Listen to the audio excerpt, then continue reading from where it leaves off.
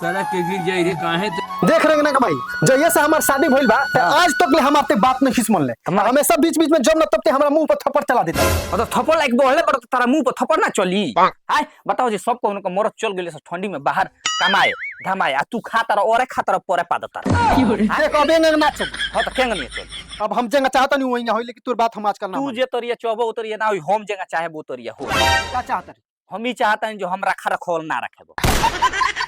हम तारा का रखेब ना अच्छा हां तो तोरा तिलक चाहिए हां हमरा तिलक चाहिए बस हम ये तो चाहत नहीं इतना दिन से कोशिश करत नहीं है कि हम तोरा के तलाक दे दी हाँ। काहे से कि ठंडी में नया रजाई गादा का भी जरूरत बा हां बानू लेकिन ई बात एजा ना फरिया प्रधान के लगे चल के कहो तो चल हम तो चाहते रहनी है कि बिलाई के भक्का सिखहट टूट गई चलो आज प्रधान के आइए गोनी से चल आइए गोनी से प्रधान जी के लगा चल प्रधान जी देख ली एजे कौन दारो दरे घर तनी के सास ना मिलल झगड़ा करे के लड़ाई करे के ये हमरा दुआर पा के ये अच्छा ली छोड़ देता नहीं प्रणाम प्रधान जी खुशी रह गोल लागत नहीं रउए फरिया होता करी अब साफ तनी के बताओ सो तनी के मामला का बा देखी प्रधान जी जब एकरा पूरा विचार बनिए गइल बा कि हमरा साथे ना रहे तो हमरा तिलक चाहिए ते रही ना कमाई हमरो तिलक चाहिए प्रधान जी देखी ई दिन भर जाके पियो तटे आ ई हन नसेड़ी एने उने घूमता आ एकरा से हमर जीव आजीज हो गइल बा हम ना रहे एकरा पे मैं तनी के एक संगे ना रह बस ना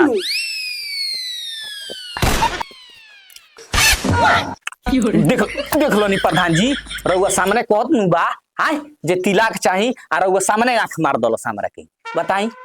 जब रहई के नहीं खता आंख काहे के मारता अरे सरवा रंगने के बापा बा अरे जब एकरा के राखे करेंगे सरवा तो आंख हमारे सामने ते मारते रे अब रउआ जानी तो हम खुल के बता दी कि भले हम एकरा से कहत नहीं कि तलाक चाहिए तो भीतरिए से प्यार करनी तो हमरा उबाल आइए जाई धन बानी हम ई सरवा 5 साल बीत गइली भागठा भक्ति के पंचायत अब हम पर्चा ना भरब बहन से खाली भागठा भक्ति के पंचायत 5 साल हमरा लगाइल बा ई बताओ सो नचनीन के पंचायत केहू करेला खोजो खोजी केहू पंचायत करेला आ मर्द में रारू के झागर आया बीच में जाइलू लापर ई बताओ सर तनी के बार हम फरियाद दी अबे ये शॉर्ट बस तनी के लाइला मजनू हो जी बसन हम चुतिया भाई नी सोच सन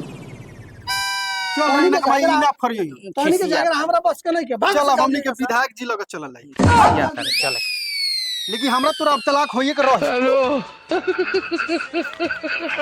चलो हो गया